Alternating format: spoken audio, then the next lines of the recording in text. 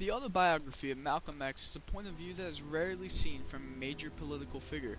Usually, you can look at a Wikipedia page to find out about someone's life, but hardly is it ever as good as a first-hand account. Malcolm Little was born Earl and Louise Little in Omaha, Nebraska. Earl worked for the Universal Negro Improvement Association, also known as the UNIA, which supported the return of American blacks to Africa. Malcolm, being the lightest-skinned child, is the only child of the 7 Earl had who was allowed to follow him to the meetings of the UNIA. Louise was a stay-at-home mom. In 1929, a white supremacist group burned down his house in Lansing, Michigan. According to Malcolm, it was one of the early lessons he learned about being black in America. One day, Earl was killed by white men who did not agree with his work. Malcolm, age 6, saw that even the insurance company wouldn't give the insurance money of Earl's death to the family, claiming it was a suicide. Louise was sent to a mental hospital. In 1937, he moved in with the Swerlins, a white foster family. They were good to him, however, he still felt treated differently. His teacher didn't support his want to be a lawyer and told him to become a carpenter instead. He discovered that even nice white people wouldn't see him as his equal. In the summer of 1940, he moved into Boston with his sister Ella. When Malcolm decided to look for a job, he befriended someone who was also from Lansing named Shorty, an aspiring saxophonist. Shorty took Malcolm under his wing. He became a shoe shiner and soon realized that a majority of the money gained from shoe shining is from selling alcohol and drugs. He starts getting into drugs and alcohol himself and quits his job there. After getting a job at the pharmacy, he makes a friendship with a girl named Laura who goes dancing with him at the ballroom. They win over the crowd. He attracts the attention of a white woman, Sophia, and decides to dump Laura and go out with Sophia. It gains him celebrity status in Boston. After finding a job on the Boston to Washington and Boston to New York train line, he sees how much he loves New York City.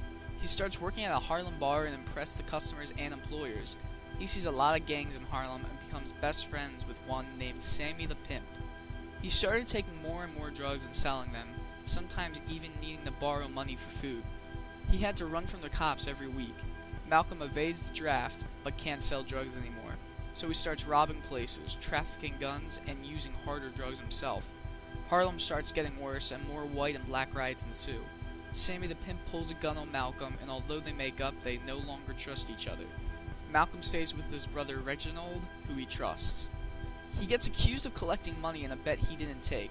He robs a game by Italian racketeers. The cops are after him. It was no longer safe for him in Harlem anymore. Shorty picks him up and moves him back to Boston. There, Shorty and Ella are surprised at the man that Malcolm had become. He still does drugs. He and Shorty make a burglary ring with a man named Rudy. Sophia and Malcolm still remain very close friends, but the police arrest him in a pawn shop for his actions in New York and Boston. He says his relationships with white women were even cross-examined. He is sentenced to 10 years in state prison. He is placed in solitary confinement where he starts to better himself with his English and his drug addiction. In 1948, he moved to the county jail and continued his studies. He sees the religion of Islam for the first time, which puts all whites as evil.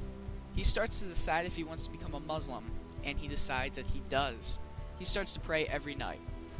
Malcolm starts getting better at public speaking through the debate system at the prison and gets very good at it. He states that he would tell whites about themselves or die trying. He starts to feel more bond to his faith than his family. He gets released on parole to his strictly Muslim brother Wilfred in Detroit. He enjoys it there greatly. Elijah Muhammad, the Muslim leader, has him court people into being a Muslim. Membership triples. He replaces his last name to X to represent the unknown name he had his ancestors not been enslaved.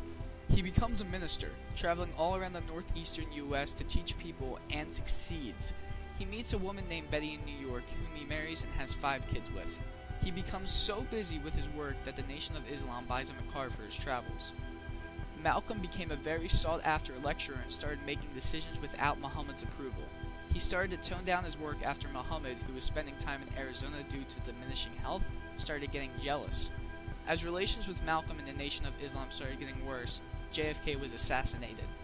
After making a public comment about that, Malcolm was casted off by the Nation of Islam and was deeply saddened. He stays with a boxer named Cassius Clay in Florida. After a fight of his, he declares himself Muslim due to Malcolm X, and changes his name to Muhammad Ali. He flies out to Saudi Arabia but is stopped at the airport there to be determined if he is a true Muslim.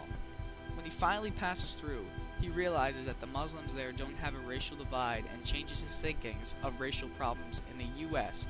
as the whites' attitudes towards blacks. When he flies back to New York, he is angered by the press not acknowledging his new thinking. He thinks that whites and blacks should form a group to fight racism together. Malcolm believes that he will die a violent death, doubting if he will even live to see the publication of his autobiography. The epilogue came, and the epilogue was not written by him, because on February 21st, 1965, he's shot and killed in the ballroom. The 3 suspects are arrested, but the writing in his autobiography suggests someone high up in the Nation of Islam is responsible. Malcolm was a changed man by the end of the autobiography. Although the press didn't show it, his own writings did. This was about the compelling autobiography of Malcolm X.